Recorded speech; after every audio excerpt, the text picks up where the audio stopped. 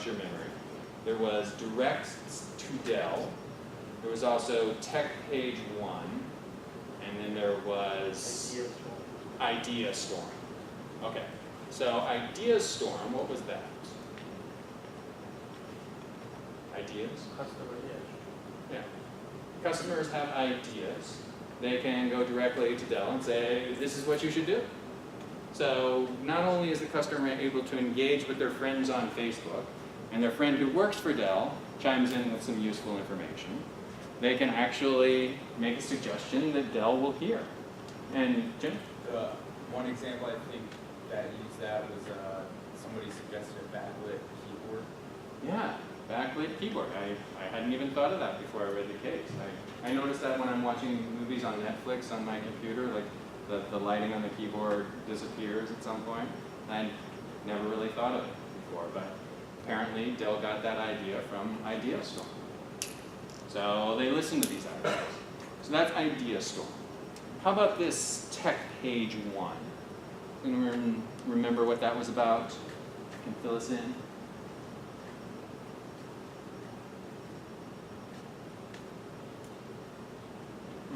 So Tech Page 1 was a discussion of various technical things. And where Dell apparently had success was they didn't use it just to sell Dell stuff. They used it for a discussion of what is effective in a personal computing sense, what is effective in a business-to-business need sense in terms of cloud computing, bigger servers, and they were able to limit it to 10% of the information I think the case references is about Dell products. And the rest is about here's other things that you as a tech consumer can benefit from understanding. And that is something that goes back to their beginnings or their culture about being an aggregator of good stuff. So they used that, they said we aggregate good stuff, good technology, and we're going to use our Tech Page 1 to describe all of that. And so that was a trusted resource. People getting on Tech Page 1, seeing reviews, hearing from their friends, and there's a little bit about Dell, but not too much. So that's Tech Page 1, that's Idea Storm. The other thing they had was Direct to Dell. Does anyone remember what that was?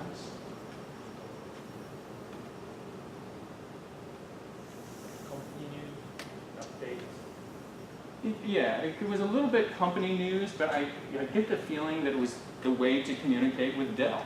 Rather than calling the customer service number, you could get on Direct to Dell. You could ask a question. You could have a lot of frequently asked questions answered. And they credited Direct to Dell to decreasing the call service volume. So not only is it effective from a business sense, but it's also a good way to relate to the customers from a social media standpoint.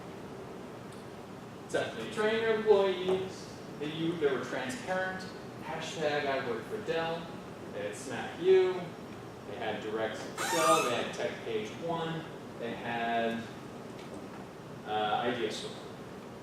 This is how they executed their social media strategy. One thing, back to the success that they might have had, they mentioned in the case that a lead generated on social media was apparently 2 times to 5 times more likely to result in a sale. Now that was just kind of a couple of sentences. They didn't really back it up. It's a wide range, 2 times to 5 times. But let's talk about why is that the case? Why is a lead generated on social media much more likely to result in a sale either to an individual or a company?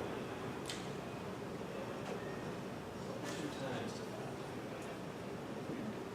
5. Even if you don't remember that from the case, I'm sure you can just, there's really no specific answer I'm looking for. It's just why would a social media lead be more valuable than, I guess they didn't say, whether it was another lead, whether it was somebody in the phone book. Matt? It goes with what you were saying earlier, like it's more other than another person just like me. So I like it too. Yeah, absolutely. Alicia? It covers a broader audience too, because like word of mouth would travel faster into a more broad audience than if somebody did it in person necessarily, or if one person like asked a question. It would be the person and the customer service rep, for example, somebody walking into a store, it would just be like one-to-one? Or is something on social media travel faster?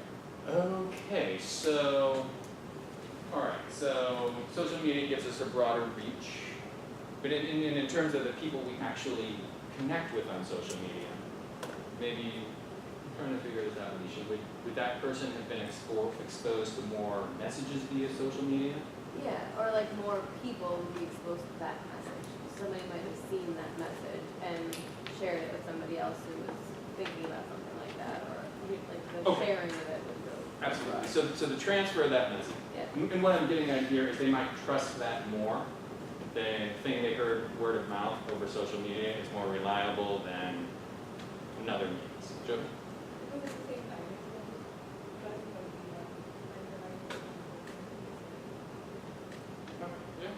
I also think that when you call Dell to buy a computer, you're kind of looking for, you're more critical of the whole conversation versus if you were just looking for a computer or a laptop online, you happen to land on one of these sites and you're talking to someone else, you're like, oh, maybe, this isn't a computer. It's like you're more convinced that Dell is a great computer versus you calling them and trying to see if it is a computer. Okay, so the reason you get the reason this lead is generated on social media is because you've got some tangible evidence that they're a good computer, hopefully from your friends, versus if you're just calling, you're shopping around, and like, just give me the basic Yeah, facts. you're all critical. Yes, Jim. I was gonna say it's just simpler to buy something online. I think it's just most people Yeah, and if it's just a result of already being on social media, saying, oh, here's that thing my friend was telling me about, I can buy it. Jim, Blake, sorry. The customer's already making the initiative. They already know they want to buy something. They're fishing for information, as opposed to having a salesman give them a call and try to persuade them to buy something. Okay, absolutely. So the customer is already interested and maybe even interested in technology in general if they're on tech page 1, and they generate the lead data. What else? Anything else? Why are sales 2 to 5 times more likely? I think we went over some great ideas. One thing that I was just reminded of that we didn't really talk about, this might tie in more with the strategy and the execution, is that the type of people who get on social media tend to fall into 2 categories, especially with respect to people who talk about Dell products on social media. You may remember from the case, they fall into categories of brand enthusiasts and brand terrorists. So how does Dell try to address those 2 groups of people?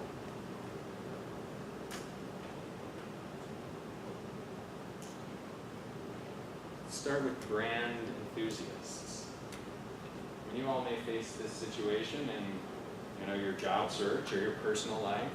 You have all these great skills, but no one knows. Right? Maybe you have a few people who think you're great, but no one really hears that voice.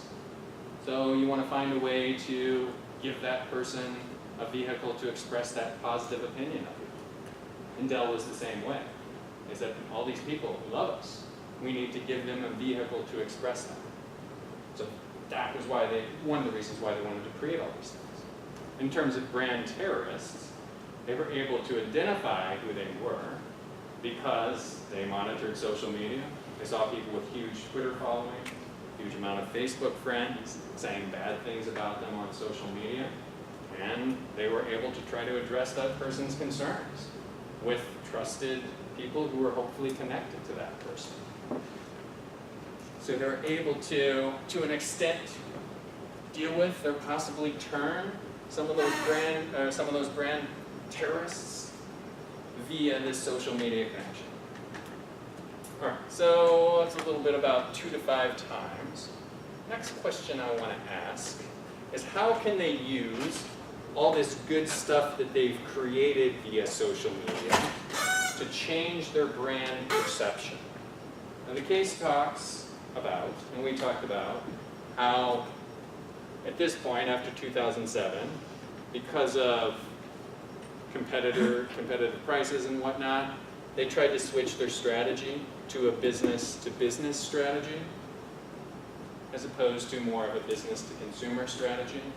My question I have for you is how can they use this great social media infrastructure that they've created to change that brand perception? Let's start with a couple questions. Let's just start with what's their brand perception now and what do they want their brand perception to be? So, brand perception now. When you all think of Dell, maybe even before you read the case, what did you think their brand was? Now. Desire. And we've talked about some of these things already when we went over the history of the case. What do you think of when you think of Dell?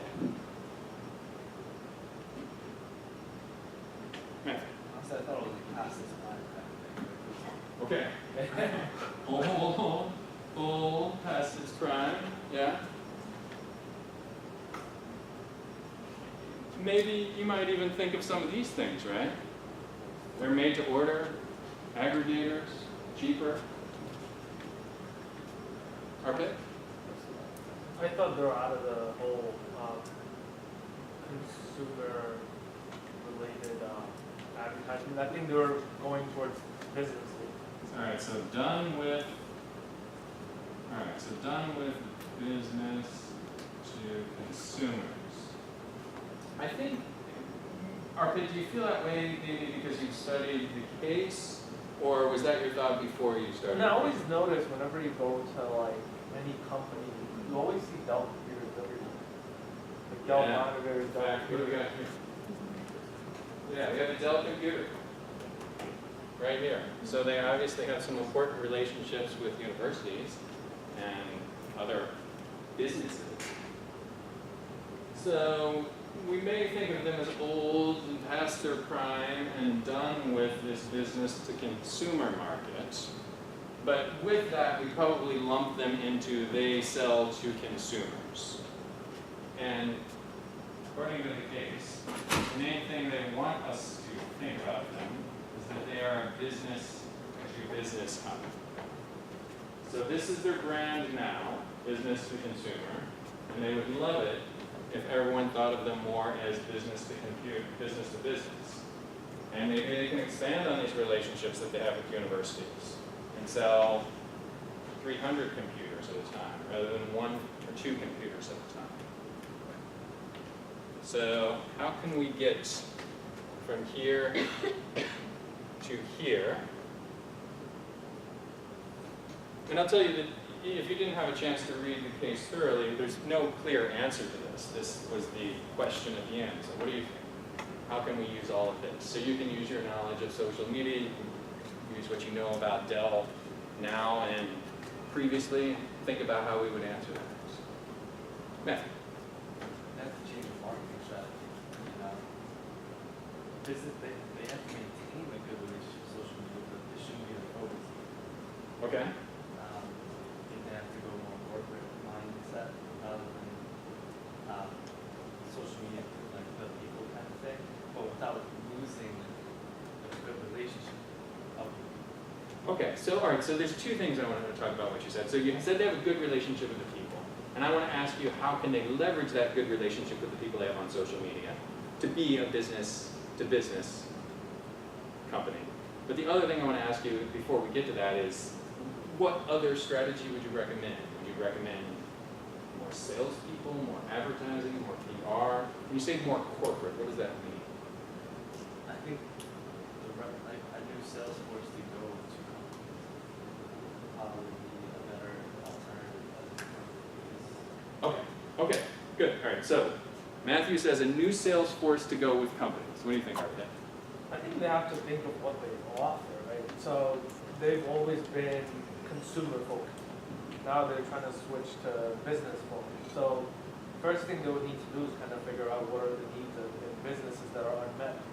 And when they realize that this is not done already, this is what the businesses are looking for, and if they can kind of incorporate that into the computers or other products that they offer, then they might have a chance of getting into corporate. Okay, so they want to think about the corporate's needs. How could they do that with the social media infrastructure that they already have in place? So I think with the social media they already have in place, you can get the customer's input as to what they struggle with at work and with the computer they already have. Yeah, how about that? So they already have these connections and this trust, transparency on social media, so they could start conversations with employees about what works well for you, what do you wish your company had. And when they go to companies and say, we've been talking to your employees, and they say they wish they had this, they could be much more trustworthy, as opposed to a high-paid corporate sales rep coming into your office saying, sign here, I need to make the payments on my new Lexus. And when they've done that, yeah, so they've done that, they build on that strength, that connection. I forgot I was going to add something to that, but I lost it. Where? Somebody help. So they build that trust. That's one way they can do it. They can leverage their social media, everything they have. And I remember what I was going to say. So when they walk into the corporate person's office and say, your employees tell us you need this, it would be comfortable with this. And we can service your employees through the social media that they're already on. We will support your employees through the social media that they already know and trust. I think that's an important takeaway that this isn't the case. Yes, okay. But as we were saying initially that, a lot of companies don't allow their employees to use social media, and what would you do about that? Okay, somebody want to take that? What's the question? So the comment I made was the person selling a corporate account says, we know your employees via social media, they told us what they want, and we can service them via social media. And our pitch says, well, what if that company doesn't allow social media at work? Yeah. Maybe whitelist that particular service because that's actually benefiting the employees. So that would be the service thing. What whitelist? What does whitelist mean? Make it okay to... Maybe okay with that particular site alone. I mean, not every social media, but then just the Dell support. Yeah. Website. Yeah. Other comments? Yeah. Yeah, I was gonna say along those lines, like, just make an account, one account for your company to use, all the employees to use that one account. You could do that, and I think that's a great idea. Another thing you could say is gently have a conversation about how that company's out of touch. Look at what their employees are saying on social media. Look at how we know so much more about your needs because we've leveraged social media, we use social media as leverage. And you're going to say you won't even let employees engage in this? All right, well maybe we'll meet you halfway and we'll whitelist. Thank you for teaching me that term, that particular site. So good. So I think that is the key takeaway of that part of the discussion. That they're able to use that trust they've generated on social media to rebrand themselves and capture potentially this market. The very last thing I want to discuss on that is how does this whole privatization fit into this discussion? Is it going to make it easier for them to rebrand themselves as business to business, or is it going to make it harder to rebrand themselves? I think it would make it easier, right? Because you're not entitled to meeting certain sales percentages as if you were a public company. A private company, when you're switching your strategies, it takes a few years to kind of get to where you want to go. It's a process. And that whole time, if you were public, your stock would definitely drop. All right, so you're not meeting the sales goals. You're not as focused on closing that particular sale. You can be more focused on building a strong relationship and say, we're just going to put 10% content of Dell content on this tech page 1, and we're going to develop trust. We're not going to try to sell our product awkwardly on social media like DiGiorno pizza because we can focus on the long-term strategy. Anything else on that? I was going to also say with privatizing, there's less information about the company out there, so there's less about their financials, their SEC filings, anything they have going on, anything that was extraneous that they previously had to explain, they no longer have to. So there's a smaller pool of people to convince to sway to go in one direction or another. Okay, all right, so, I mean, not that they would shrink, not that they're trying to hide anything, but there's just less out there that they need to worry about. I think it's a good point, Carrie. Well, Dell's probably very aware that the PC market is like dying, so maybe what they can do would be is try to look out innovate and try to create different business solutions to serve different business customers. And I think that's the only way that you can grow, because now you see that there's games that are now they're like tablets and computers at the same time, so they have to figure out a way on how to cater to the business sector. Yeah, absolutely. And to the points we've already discussed, that may take a long time. And this privatization gives them that long time.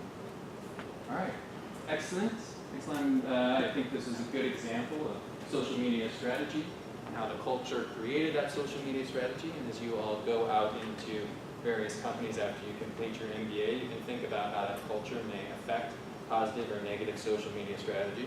And you can think about how they were able to understand the context, the medium of various social medias, how they were able to choose the right messengers with their training of 17,000 employees, and talk to them when they were training their employees about using the right coding, the right way to portray that message. Great work on that. We're going to finish up for tonight.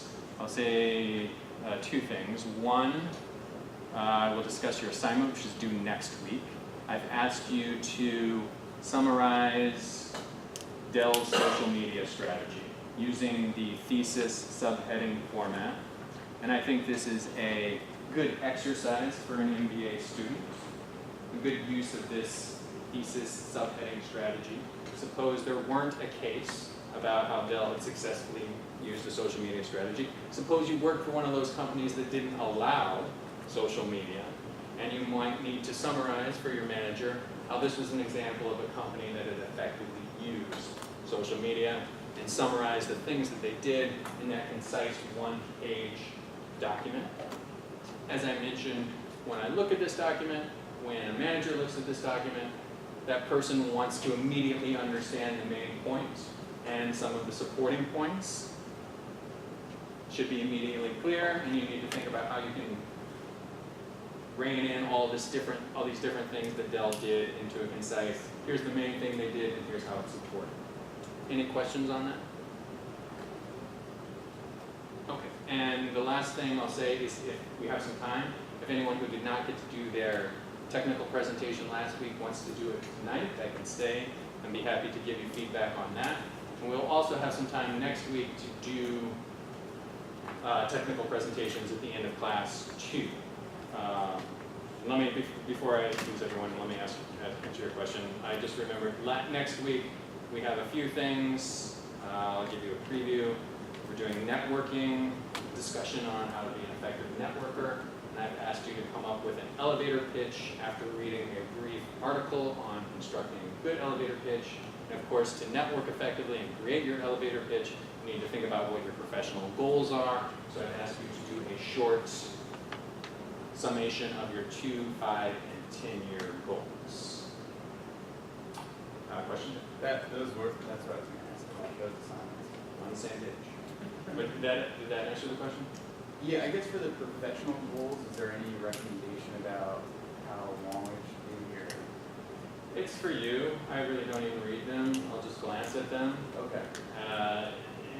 Like I said, in order to think about how you're going to present yourself in a 30-second elevator pitch, you need to think about what's important to you. You need to think about what you're focusing on right now. You may have a variety of goals, but what's the one thing you want to get across in that 30-second elevator pitch? So you probably want to do that first and then work on the elevator pitch after that. Absolutely, absolutely. You want to know your goals before you think about how to express your goals in an elevator pitch. Madam? You want more of like an explanation of what it goes into it, or do you just want like a list of how year in 2 years, year in 5 years, how to be there in 10 years? Or do you want to like, explain how to get there, or explain what it is to get like what that job is? I guess I would just say your goals. Again, it's up to you, whatever is the most valuable for you. But I've asked you to put those goals in a SMART format: specific, measurable, achievable, relevant, time bound, realistic, time bound. So what's your goal in 10 years? I guess it would just be where you want to be in 10 years. You don't need to go into too much depth about how you're going to get there. You're good though. Any other questions? What's that elevator like directed towards? It could be your choice.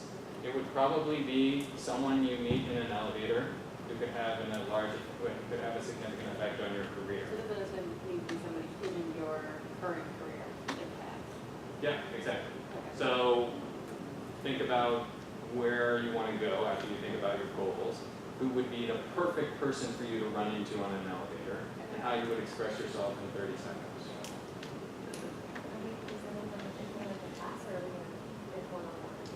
Both. We will come in, we will do a discussion on networking, discussion on elevator pitches, and then we will have our networking party, which you're welcome to bring treats and non-alcoholic beverages. We'll do that in maybe 20, 25 minutes. And at the end of that, we'll have everyone do their elevator pitch in the front of the class. Any other questions? Great, I'll see you next week. Anyone who wants to stay for feedback on technical presentation, I will be here.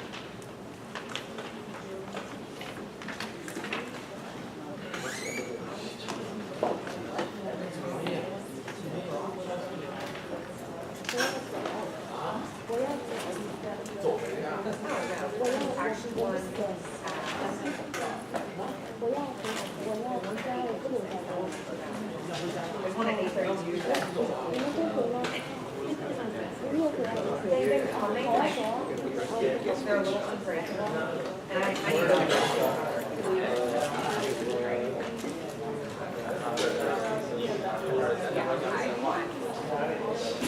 I looked down through.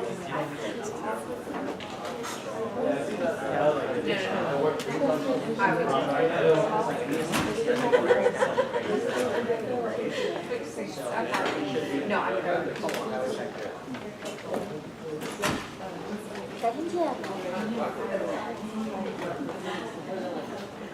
Like right there? Yeah. Okay. Oh, no, that's right. You guys okay, yeah. Yeah. What'd you come in? Everybody understands this.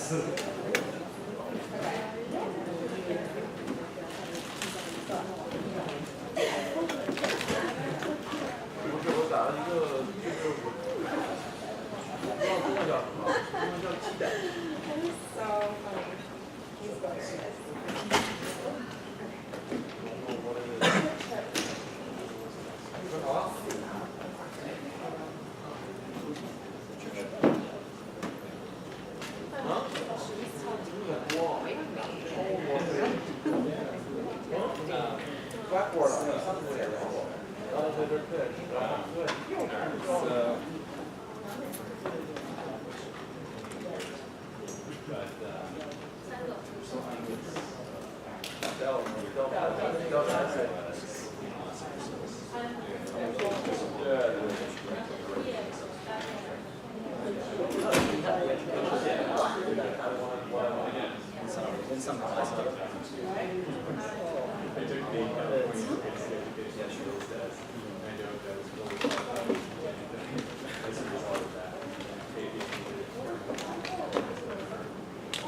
So I enjoyed and then I said I didn't want to do it with you.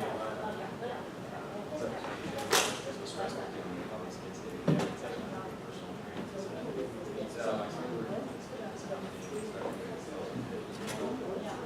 And I decided that I was good. I was okay. Move on.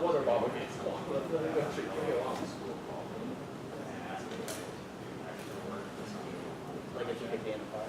Yeah, and I laughed at them. I laughed at them. That's what you want me to do for your extra work. You're kidding? Yeah. And I looked back at the moment where I said, I still had exercise. I wanted to apply myself and be successful.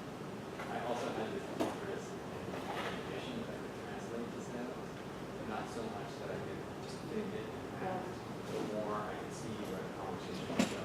And you can persuade someone and eventually close. Yes, yes, I could see what they were nervous. So like, can't you make a lot of money on the wine and stick with sales?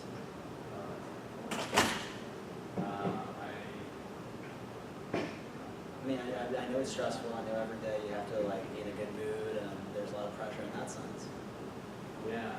But if you were already doing it for some time, pretty successful at it. That's a good point. I think I'm in sales now to the extent that I sell myself, I sell my own business.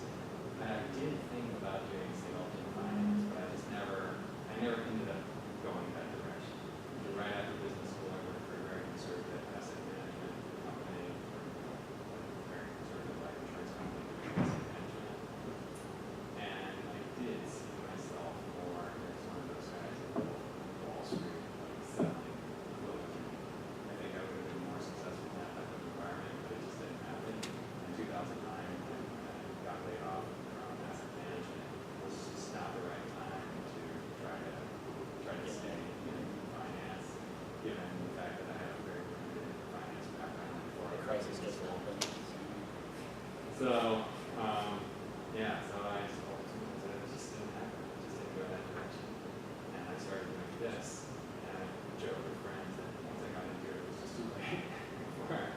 Like a bit. So, but how did you become a professor? Being a substitute teacher is a bit different. Right. So I was doing this communications business and convincing clients on a client-by-client basis. And I felt that teaching would offer a little bit more of a platform and a little bit more stability.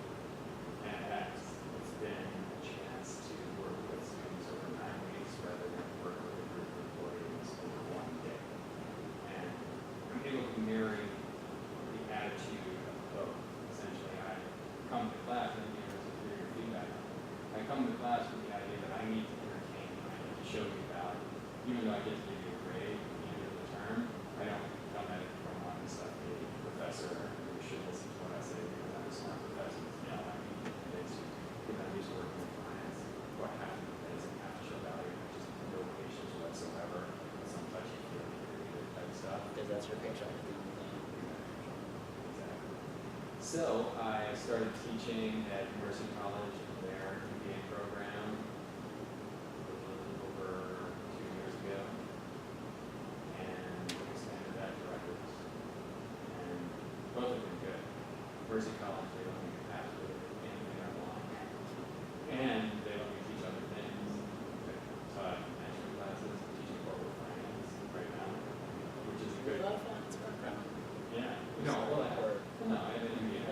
Oh, okay. I have an MBA in finance and a few years in asset management, but my background before that was just sales and media. So that's why in 2009 I didn't feel strong enough to stay in finance. So they let me do a variety of things, let me teach absolutely anything I want, and Rutgers is the right size for me. It's small enough where there's one person I report to who teaches the same thing that I teach, is interested in what I'm doing, but at the same time I still have a little bit of flexibility. What you can teach or your teaching style and how it can be communicated. Yeah, the subjects, the case. There's a little bit more structure. When I say Mercy College, obviously lets me do absolutely anything I want. There's just no structure, there's no oversight, and teaching management and finance, in addition to communications. I don't think that will happen here in Rutgers. I'll just be A confined. little tighter ship here. Yeah, they're just Mercy College is not really Rutgers. Yeah, I don't know. That's understandable. I like that. This conversation is making me think of 2 interesting things. One that I like being a professor, and my family, I guess my dad was a professor growing up. He was president of all the universities, so there was always this come from the family of academics. My mom think about getting a PhD, being a professor. So I think that worked to push me. Yeah, it worked to push me in this direction. But the other thing you mentioned is why not say sales? Go back and that was There's nothing worse than that. I feel like I have this career. Well, I if you're committed and you're dedicated, this is what you want to spend time doing. There's no reason. And hopefully I can work with more and more finance people and work in sales. I teach a couple of sales. I have some content with sales. I have an online sales course. I have individual clients that is doing more and more of that. More bigger part-time business. Well, I will say from the student's perspective, I mean, most students do have full-time jobs and are working all day, but it does help, like, the engagement between classes, that you're always asking questions and you're keeping us involved and on our toes. That's what makes the time go by quickly. That's what makes it easier. You know, no one wants to sit for 3 hours and just hear a lecture. If they're involved, if they're actively engaged, it doesn't feel like work anymore. And that's what I feel like a lot of professors do. And the reason I asked about acting is because that actually is the first thing I wanted to do. The only reason I didn't pursue acting is because I can't memorize lines. It is my biggest flaw. I knew I would have to do it, and it's critical to acting, and it's the only thing that kept me from doing it. Did you play some stuff in high school? No, I didn't. I stood away from all of it because I thought that, oh, well, I'd never be able to memorize rhymes. Did you try? I did. I took a Shakespearean class, Shakespeare honors, my senior year of high school, and I had my teacher at the time was the head of the, he was running all the plays and school performances and everything. So we did have a small bit in Richard III. So I had this one scene. So it was like a page that I memorized. The way I did it was I sang all the words. I had to do it in a song for it to like stick, and then say it all dramatically and in context of the actual speech. It was a challenge. I loved every second of it, but I knew this is going to be way too hard for a career, you know, because I'm going to need to memorize more than one scene, or more than just one character. But I love doing impressions. I love acting out different scenes with other people. So hopefully you'll like the improv stuff we did in the last class. okay. And that might be something you I'm could pretty do. terrible at improv. I'd love to get better at it. So. Yeah, it might be something you could do for fun. You could take a improv class in the city or somewhere. I mean, do you live in the city? Do you live in New Jersey? I live in Bloomfield, so Okay. no problem. Yeah, I'm sure there's some improv stuff you can do where you won't have to memorize lines. It's just to act, explore that, create and make stuff up. Yeah. Yeah, I definitely want to talk about this. Yeah, I actually just took an improv class a few months ago. Upright Citizens Brigade in the city, and that was really nice. I'm going to drive out to the city. I mean, there are a lot of nights anyway. Yeah, maybe you could figure out when you might be there, or you might go out with friends for like the Saturday afternoon class. What did you say was what? Upright Citizens Great Brigade. citizens? Yeah, and there's other options too. They're tad pretentious, but you know, It's fun. It must have a good reputation. they do. In their other options like too. But yeah, I'd definitely be interested. Yeah, Even like recreational. yeah, meet some actor friends. That was part of the fun for me. I'm used to hanging out with actors. Just get in touch with some actors and then doing business myself. I'm sure this has to keep you busy.